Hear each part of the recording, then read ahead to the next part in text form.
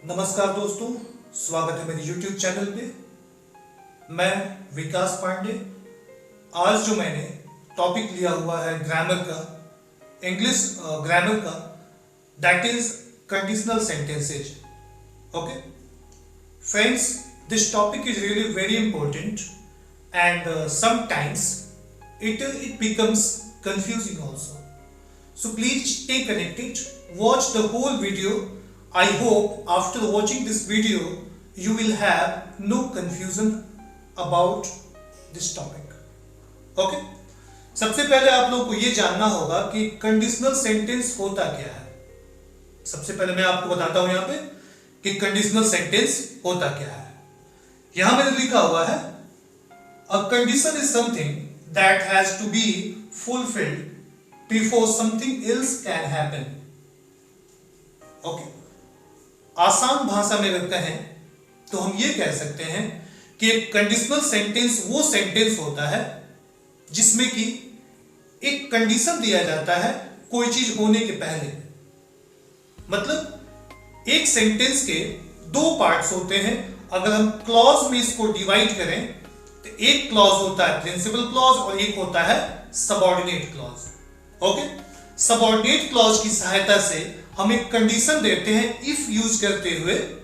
Okay, और जो दूसरा उसमें क्लॉज होता है उसकी सहायता से आउटकम दिया जाता है।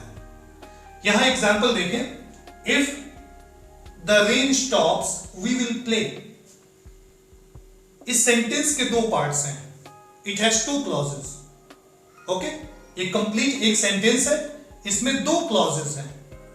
ओके, ये कहता है इफ द रेन स्टॉप्स, अगर वर्षा रुक जाती है तो वी विल प्ले, हम लोग खेलेंगे।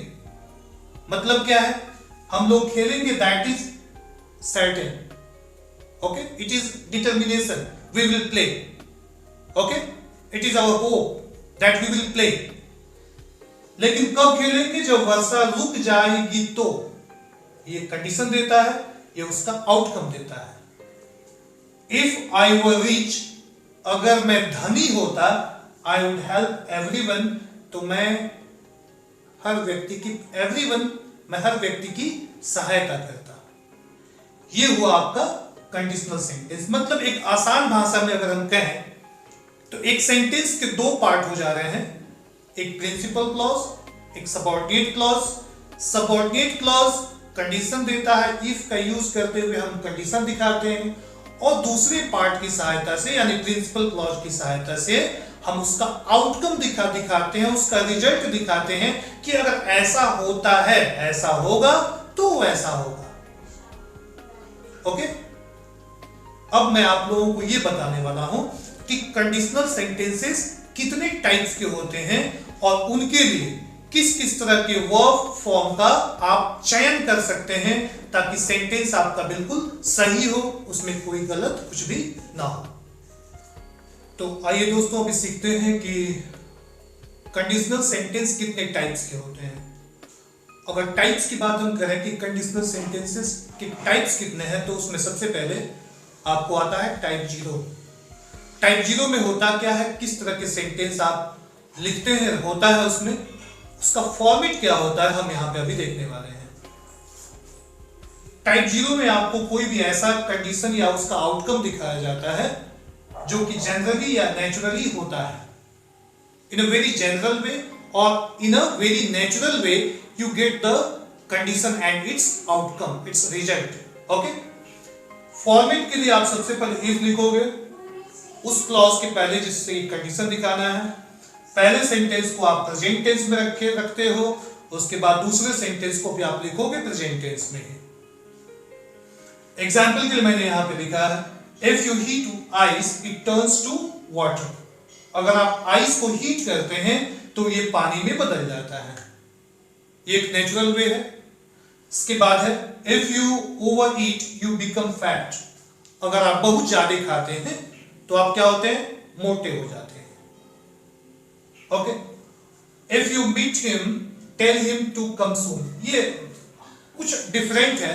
होता क्या है ना कि अगर आप कंडीशनल सेंटेंस की सहायता से कोई ऑर्डर या रिक्वेस्ट दिखाना चाहते हैं तो मेन क्लॉज को आप इंपरेटिव सेंटेंस में लिखेंगे, मेन क्लॉज को इंपरेटिव सेंटेंस में आप लिखेंगे। जैसे कि मैंने यहां पे कहा if you meet him tell him to come soon. अगर आप उससे मिलते हैं तो आप उससे कह दीजिएगा जल्दी आने के लिए, tell him to come soon. Okay, अगला सेंटेंस आपका if the weather clears we can play.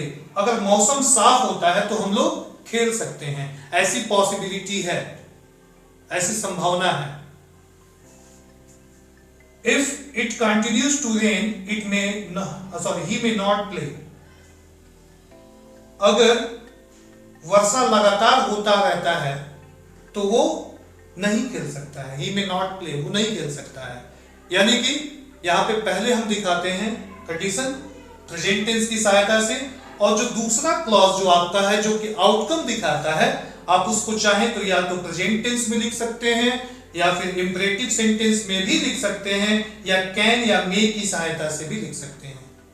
ये आपके दोनों क्लॉज के फॉर्मेट हो गए। फ्रेंड्स, अब हम लोग को सीखना है, जानना है टाइप 1 के विषय में। अभी आपको टाइप 1, टाइप 2 और टाइप 3 के बारे में हम लोगों को अभी सीखना है। तो ये है टाइप 1। सो चलो अभी देखते हैं टाइप 1 में किस तरह का सेंटेंस होता है और उसे कैसे आप किस तरह के फॉर्मेट में रख सकते हैं। So friends, we learned in type 0 here that we get only a sentence which is generally happens or naturally happens. Okay? Now it's a type 1 sentence of conditional sentences. Okay? So in type 1 होता क्या है कि type 1 sentence में we get possible conditions and its likely result. हम कोई भी ऐसा condition पाते हैं जो कि पॉसिबल होना है, जो कि होना पॉसिबल हो, और उसका रिजल्ट हो या फिर उसका कंडीशन हो, दोनों ही पॉसिबल हो। Not hypothetical, we do not get any hypothetical sentences. ध्यान रहे, आपका कंडीशन और रिजल्ट दोनों के दोनों आपको पॉसिबल कंडीशन और उसका रिजल्ट होता है। कोई भी उसमें हाइपोथेटिकल नहीं होता है जो कि इम्पॉसिबल हो। ओके, यहाँ पे सेंटेंस के फॉर्मेट के लिए हम क्या करते हैं, सबसे पहले आप इफ का यूज करते हैं। जो पहला सेंटेंस होगा वो होगा प्रेजेंट टेंस में। टाइप 0 में भी हम लोग प्रेजेंट टेंस का यूज करते थे। ओके, यहाँ पे भी हम लोग प्रेजेंट टेंस में यूज करते हैं पहले क्लॉज को। उसके बाद जो आपका मेन क्लॉज है उसमें हम यूज करेंगे शैल या विल। ये सभी आप लोगों को पता होना चाहिए कि आई और वी के साथ यानी फर्स्ट पर्सन के साथ हम शैल का यूज करते हैं और सेकेंड और थर्ड पर्सन के साथ हम विल का यूज करते हैं। ओके, और शैल और विल के साथ हमेशा हम वर्ब के फर्स्ट फॉर्म का यूज करते हैं। ओके, यहाँ पे देखिए, आप एग्जाम्पल देखें। If you work hard you will pass the exam. अगर आप हार्ड वर्क करोगे तो आप एग्जाम पास कर जाओगे। मतलब क्या है, कंडीशन ये दिया जा रहा है कि अगर आप हार्ड वर्क करोगे तो आप पास हो जाओगे। ये बिल्कुल पॉसिबल है। कंडीशन दे उसका और उसका आउटकम दे। ओके, आपका अगला क्लॉज है, अगला सेंटेंस है if you go there he will help you. अगर आप वहां पे जाओगे तो वो आपकी सहायता करेगा। तो यहाँ पे चाहे आपका कंडीशन है या फिर उसका आउटकम है, रिजल्ट है, दोनों के दोनों आपको पॉसिबल कंडीशन और उसके आउटकम्स हैं। Okay, if you want to succeed you should work hard. Now you can see here, sir, you have said here that we should use shall or will, so why you have used here should? My friends, despite the use of shall or will, we can use here should, would, could or might also. In type 1, I told you to only use can and may because I wanted to show there the present tense only.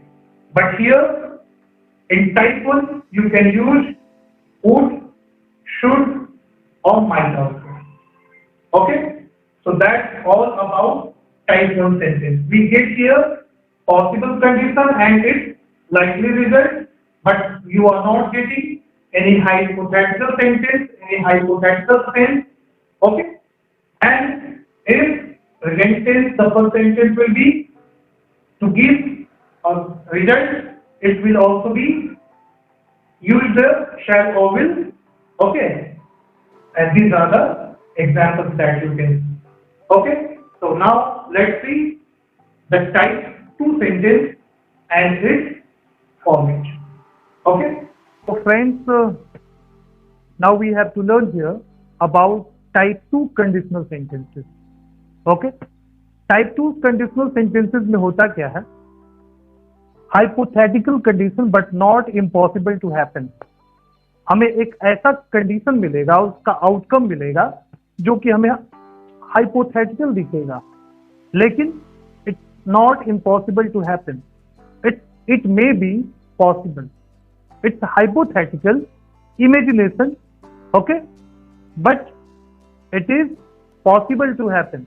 Okay, sentence अगर कोई भी ऐसा, अगर आपको conditional sentence लिखना है तो आपको सबसे पहले यूज करना होगा इफ के बाद जो पहला आपका क्लॉज होगा, यानी कि जो आपको कंडीशन जिससे देना होगा, उसके लिए आप यूज करोगे सिंपल पास्ट का. सिंपल पास्ट का मतलब ये है कि आप वहां पे पास्ट फॉर्म सिंपल पास्ट का, आप पास्ट इंडिफिनिट का यूज करने वाले हैं. दूसरे क्लॉज में आप वुड या शुड का यूज करेंगे. वुड या शुड का यूज करने के बाद आप हमेशा मेन वर्ब का फर्स्ट फॉर्म का यूज करते हैं. जैसा कि यहाँ पे मैंने एग्जाम्पल के लिखा हुआ है, if he knew his father was ill he would go home at one. Okay, यहाँ पे हमने सबसे पहले यूज किया knew. It means it is the use of simple past. And in another sentence I have used here would. Okay, second example is here, if you could see the principal you would get the permission. अगर आप principal से मिल सकते थे तो आपको permission मिल गया होता. Okay, ये आपका हाइपोथेटिकल कंडीशन है, बट आपका क्या है, इम्पॉसिबल होना नहीं है. ओके, यहाँ पे हमने कुड का यूज किया, कुड सी, और सेकेंड में हमने लिखा कुड गेट. अब यहाँ पे तो आपको पास्ट इंडिफिनिट है नहीं, है it's the use of modal verb. Okay, if I were a politician I would build an ideal village. If I were a politician I would build an ideal village. Okay, यहाँ पे हमने वर का use किया और यहाँ पे हमने use किया वुड के साथ वर्ब के फर्स्ट फॉर्म का. So my friends, that is about type 2. So please keep in your mind in a very simple way that we get here an hypothetical condition, but it's not impossible to happen. Okay, we get such a condition and its outcome. We write the first clause as simple past and another in another part, means as main clause you are going to write use would or should as helping verb. Okay, so friends, now let's see about type 3. What type of condition do we get there and what type of helping verb and main verb we require to create a sentence of type 3. Okay. Okay friends, so now I am going to tell you about type 3 conditional sentence.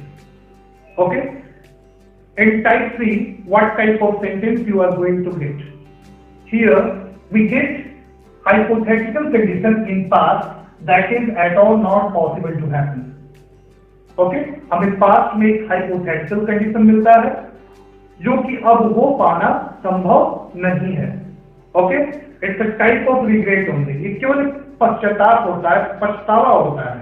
यहाँ पे हमें केवल एक regret का sense मिलता है. Okay, अगर आपको हम कहें कि उसके लिए वर्ब का पैटर्न क्या होगा या सेंटेंस का पैटर्न क्या होगा, तो first of all you are going to use if. The first sentence will be into past perfect. Past perfect means to say you are going to use had plus verb third form. After that, in second sentence, in second part, you are going to use would have or should have or might have, and with that you are going to use the third form of verb. वहां पे आपको verb का third form use करना है. Okay.